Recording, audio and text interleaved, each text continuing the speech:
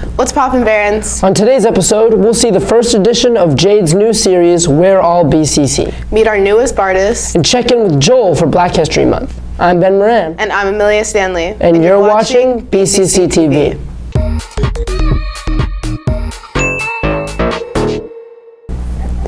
Yo, Amelia, what's going on in the news this week? On Wednesday night, Democratic presidential candidates faced off on the debate stage, this time featuring former New York mayor and billionaire Michael Bloomberg. The candidates attacked each other relentlessly, often on a personal basis. The debate will definitely set the tone for the primary season to come. President Trump granted clemency to 11 people on Wednesday in a series of presidential pardons and commutations. The recipients included several high-profile figures, such as former Illinois Governor Rod Blagojevich, who was convicted for attempting to sell President Obama's former Senate seat, and junk bond king Michael Milken, who pled guilty to securities violations in the 1990s. China expelled 3 Wall Street Journal reporters yesterday after the newspaper published an opinion piece criticizing China's response to the coronavirus, which Chinese officials call racially discriminatory. While China has refused to renew press credentials and visas in recent years, the move marks the first expulsion of credentialed journalists over the 2 decades. In local news, MCPS is now considering 5 different locations for a new elementary school in the BCC cluster. Among them is Lynbrook Park, the WMAL Tower site by the Capitol Beltway, and a few MCPS maintenance buildings. In BCC news, there's going to be a blood drive. Like, when? I don't know. I heard it was going to happen. But let's check in with the Red Cross Club for more details. Hey Barons! The Red Cross Club is hosting the annual blood drive on March 3rd. To sign up, scan our QR code, get the link in our Instagram, or look for posters around the school. In case saving 3 lives isn't enough, you'll get to miss class, earn SSL hours, and get free food. All you need on the day of the drive is an ID with your date of birth and a signed parent consent form. Thanks Barons, hope to see you there. Thanks, guys. Everyone, make sure to mark your calendars because next Friday, February 28th, leadership class is hosting a dodgeball tournament. The team entry fee is $24 with up to 12 players per team. Make a team with your friends and dodge, dip, duck, dive, and dodge to raise money for LLS. International Night is tonight. Come check it out and bring a dish for SSL hours. Yo, Ben, what's this We're All BCC thing that you had in the intro? I'm not sure, but I heard in this episode, Jay's talking about immigrants and their experiences and such. Should be pretty dope. I bet you can't come up with a corny, stupid... Let's immigrate over to the first episode of We're All BCC. Don't you mean emigrate? I'm pretty sure you knew that our BCC community is formed by more than 2,000 people, including both students and staff members, right? This is actually a pretty cool thing. You wanna know why? Because there's so much diversity. Diversity is created by people with different culture, race, ethnicity, values, and beliefs. You must think that is like a lot, but it is actually such an amazing thing, like for real. Could you imagine a place where everybody was literally the same? Nah, that would be so boring. It would need some flavor. That is exactly what we have at BCC, flavor. I have taken the time to find stories that prove my whole flavor and diversity point. Mr. Melendez is the first person I'm gonna talk to y'all about. He moved here from El Salvador when he was 12 for better life opportunities. But he wasn't the only one though. Summer, Christina, and myself also moved here for similar reasons. We moved here from all over the world. South America, Central America, Europe, and also the Middle East. And for some crazy reason, we're all right now during second period watching BCC TV. We were all teenagers when we got here and we had endless expectations. We all had dreams, goals, passions, and fears, just like every other teenager we found in this new place. Even though it might have taken us a little bit more time to adapt to a new culture, language, and people, we were and still are all human beings. We all want similar things in life, like to be loved, to make our dreams come true, to get over our fears, etc. Our passports don't make us more or less than others. We all have the same rights to be great. We all deserve respect because at the end of the day, ethnicity, race, citizenship, or country of origin doesn't define you. It just adds the flavor to your life. After all these years and the different stories, we all agree that you need to stay true to yourself and be proud of who you are and what your roots are. If you're new to a country, find comfort in things you love to do, like art, dance, science, sports, debate, even skateboarding. Also find people that have similar interests as you to build that sense of community. If you know someone who's new to the country, then put all assumptions aside and just give it a try. Even if language is a barrier, smiling is a language everybody can understand. And remember something, we all are world citizens because passports are just papers and borders are just lines. Thanks, Jane. Speaking of people who play key roles in making BCC the amazing place it is, let's pass it to our latest Bartist. Hi, my name is Grace, and I'm in 12th grade, and I'm an artist, and I play the harp. So, when I first started art too, not only was I kind of insecure about myself, but I was also really interested in like beauty standards and just kind of standards of normality. When I really got into art, I was just going through a hard time where I didn't feel like I had been true to myself. I really wanted to create kind of my own corner of the world and express myself more. I see a squiggly line different than anyone else in the world sees a squiggly line, and that in and of itself is my own art. Anyone who's filled with passion honestly inspires me. I think that art is such a loose term and we want to define it to being a great painter, but I think that if you love math and you're terrific at math and that's something that you're passionate about, that is your art. Like, everyone is an artist. It's just a question of finding something that you're passionate about, and I know that that's really hard for a lot of people, but I guarantee that if you take the time to be alone with yourself and alone with your thoughts and your feelings, you will find what you are passionate about, and that is your artistry.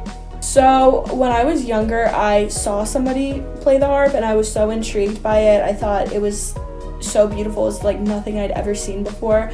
And when I was younger, I was really intrigued by like fantasy stuff. I just wanted to basically be like a little elven fairy girl.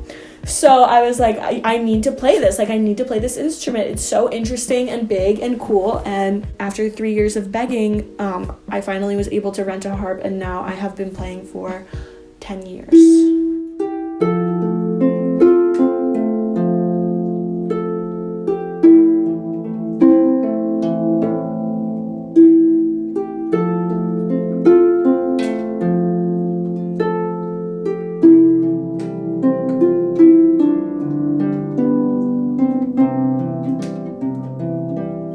I think that what's so important about art and creativity is just becoming okay with yourself. I think that it's so important to live for yourself, because when you are living for someone else, it gets so tiring and it's so ingenuine, and you are enough. And I think that art brings that out.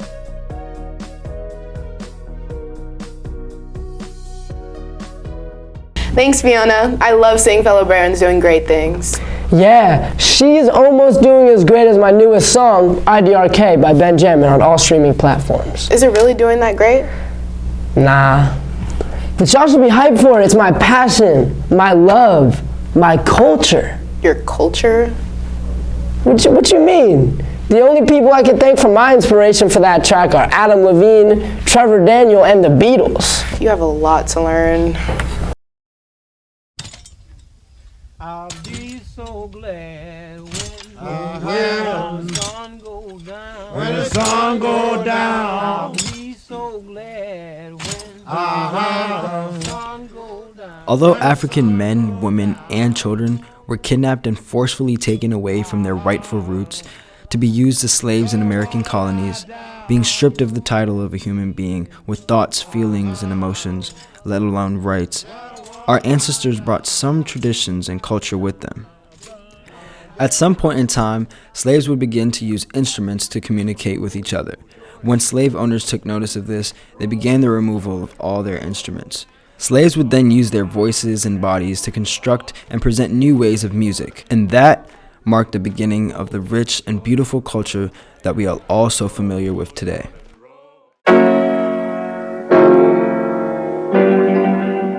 Y'all ever heard of ragtime? It's a genre of musical composition generally in duple meter and containing a highly syncopated treble lead over a rhythmically steady bass. A ragtime composition is usually composed of 3 or 4 contrasting sections or strains, each one being 16 or 32 measures in length. Long story short, it's basically jazz, except the piano is the primary instrument.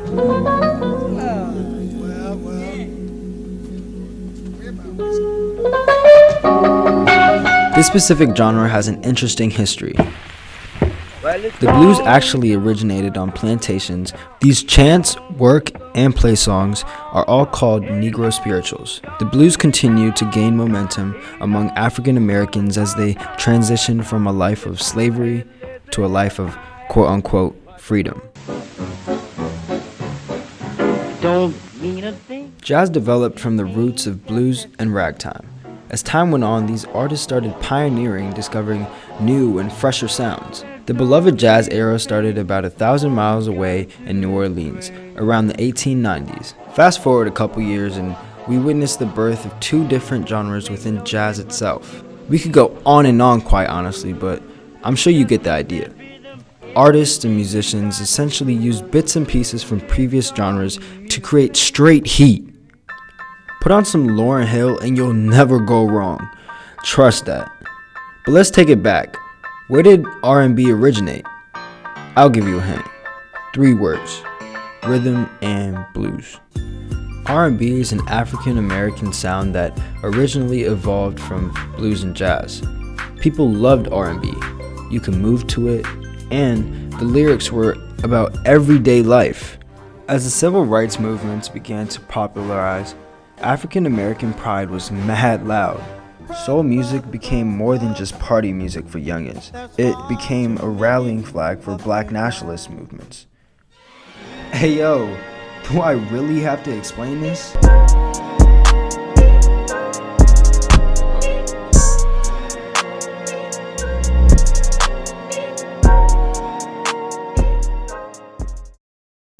Thanks, Joel.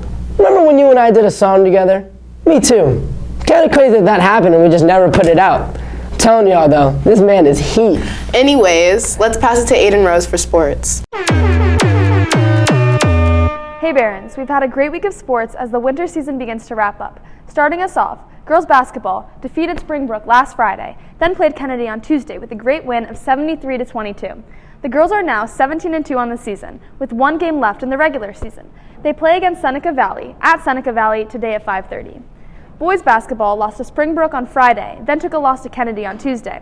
They play away at Seneca Valley tonight at 7:15. Wrestling fell 34-30 to Springbrook in the semifinals. They're now 14-1 on the season, and they have counties this weekend, so make sure to wish them good luck.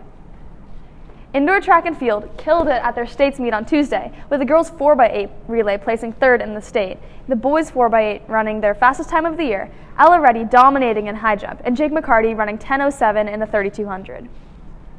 Swim and dive competed in regionals last weekend, with girls placing 1st and boys placing 7th. They have their state meet this weekend, and we're all expecting some great races and PRs from our swimmers. Also, the mulch sale is March 14th and 15th, so if you're on a sports team, make sure to sign up to earn SSL hours. The sign-up is on the BCC Athletics website. That's it for the sports this week. Back to you, Ben and Amelia. Thanks, Aiden Rose. And that's all for this week, Barons. Check back in next Friday for more news, updates, and humor. Keep the standards high. Stay classy, BCC. I'm Amelia Stanley. And I'm Ben Moran. And we're signing off.